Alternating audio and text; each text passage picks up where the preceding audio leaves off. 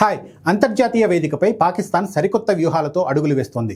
మొన్నటికి మొన్న America Iran మధ్య శాంతి చర్చలు కుదిర్చిన పాకిస్తాన్ ఇప్పుడు హఠాత్తుగా లిబియా అంతర్యుద్ధంలో తలదూరుస్తోంది. తమ దేశానికి వేల కిలోమీటర్ల దూరంలో ఉన్న లిబియాలో శాంతి నెలకొల్పుతామంటూ పాక్ సైన్యాధిపతి జనరల్ ఆసిమ్ మునీర్ సరికొత్త నాటకానికి తెరలేపారు. అయితే ఈ శాంతి రాయబారం వెనుక అసలు కథ వేరే ఉంది. అదేంటో చెప్తా చూడండి.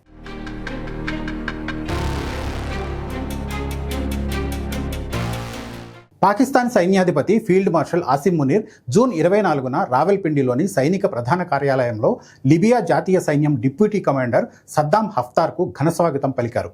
గౌరవ వందనంతో సాగిన ఈ భేటీ అంతర్జాతీయంగా తీవ్ర చర్చకు దారితీసింది.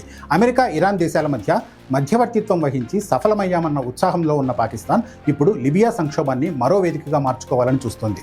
అసలు ఉత్తర ఆఫ్రికా ప్రాంతంలో పాకిస్తాన్కు ఎలాంటి చారిత్రక సంబంధాలు కానీ, అక్కడ ప్రవాస సమాజం మద్దతు కానీ లేవు. అయినా సరే పాక్ ఈ వ్యవహారంలో చొరవ చూపడం వెనుక పెద్ద వ్యూహమే దాగి ఉంది. ప్రస్తుతం లిబియా రెండు ప్రత్యర్థి ప్రభుత్వాల మధ్య నలిగిపోతుంది. ఐక్యరాజ్య సమితి గుర్తించిన ట్రిపోలి ప్రభుత్వం ఒకటైతే, బెంగాజీ కేంద్రంగా సాగుతున్న ఖలీఫా హఫ్తార్ సైనిక ప్రభుత్వం మరొకటి.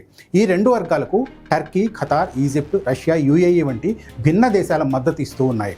ఈ ఏడాది ఏప్రిల్లో ఇరుపక్షాలు ఒకే జాతీయ బడ్జెట్కు అంగీకరించినప్పటికీ ఎన్నికలు, చమురు ఆదాయం పంపకాలపై ప్రతిష్టంభన కొనసాగుతోంది. ఈ నేపథ్యంలోనే పాకిస్తాన్ బెంగాజీ వర్గంతో రక్షణ సంబంధాలను బలపరుచుకుంటూ ఈ సంక్షోభంలోకి అడుగుపెట్టింది. పాకిస్తాన్ చెబుతున్న శాంతి ప్రణాళిక ప్రకారం ట్రిపోలి ప్రధానమంత్రి తన అధికారాలను నిలబెట్టుకుంటారు. అదే సమయంలో సద్దాం హఫ్తార్ ప్రెసిడెన్సీ కౌన్సిల్కు నాయకత్వం వహిస్తూ బడ్జెట్, ఆదాయం, చమురు క్షేత్రాలపై నియంత్రణ సాధిస్తారు. 36 నెలల పునరేకీకరణ ప్రణాళికను పాకిస్తాన్ ప్రతిపాదిస్తోంది.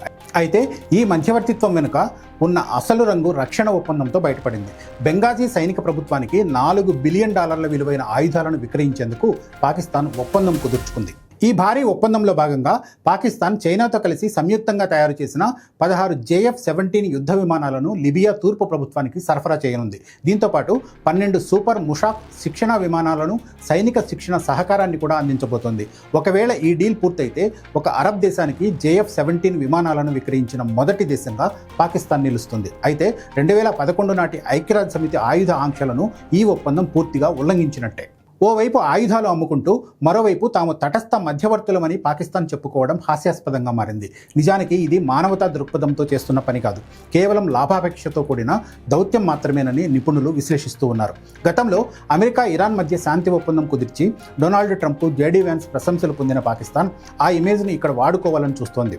2020లో అమెరికా, తాలిబాన్ల మధ్య దోహా ఒప్పందం కుదరడంలో కూడా పాక్ ఇలాంటి లాజిస్టికల్ వ్యూహాన్నే అమలు చేసింది. ఈ లిబియా వ్యూహం ద్వారా పాకిస్తాన్కు అమెరికాతో సంబంధాలు మరింత బలపడతాయి. అంతర్జాతీయంగా తన ప్రతిష్టను పెంచుకోవడంతో పాటు చమురు సంపన్న దేశంలో వ్యూహాత్మక పట్టు సాధించే అవకాశం లభిస్తుంది. అయితే ఈజిప్టు, ఖతార్, యుఏఈ వంటి దేశాలకు ఉన్న చారిత్రక ప్రభావం, చమురు పెట్టుబడులు పాకిస్తాన్కు లేవు. ఈ అంతర్జాతీయ చదరంగంలో పాక్ కేవలం ఒక ద్వితీయ శ్రేణి పాత్రధారి మాత్రమే. ఖతార్, టర్కీ దేశాలు బలవంతంగా ఇస్లామాబాద్ను ఈ కూటమిలోకి తీసుకురావడమే పాక్కు కలిసొచ్చిన అంశం.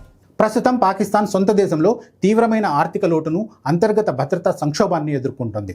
అటు ఆఫ్ఘనిస్తాన్తో సరిహద్దు వివాదాలు నిరంతరం కొనసాగుతూనే ఉన్నాయి. తన సొంత సమస్యలను పరిష్కరించుకోలేని స్థితిలో ఉన్న ఇస్లామాబాద్ ప్రపంచంలోని ఇతర ప్రాంతాలలో శాంతిని నెలకొల్పుతామని ప్రగల్భాలు పలకడం విడ్డూరమే అవుతుంది.